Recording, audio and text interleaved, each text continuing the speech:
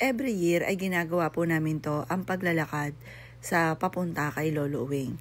Medyo malayo-layo po ito mga bossing.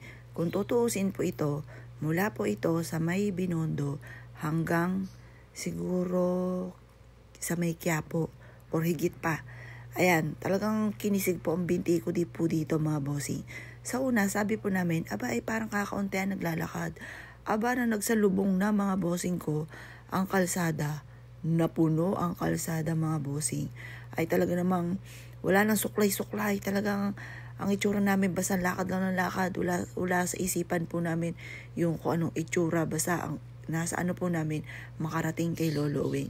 Dito sa part na ito, medyo kakaunti pa po dyan. Sabi namin, ay parang kakaunti naglalakad. Ayan na nagsalubong na yung kalsada. Napakadami po namin, dibdib sa dibdib. Talagang napakaraming tao. Ang dami pa rin pong deboto kay Lolo Uwing mga bossing. Dito po kami kinasal ni Joel mga boss. Dito rin kami madalas pumupunta at humihiling ng awa. At napaka-epektibo naman po ang mga pagdadasal po namin dito kay Lolo Uwing.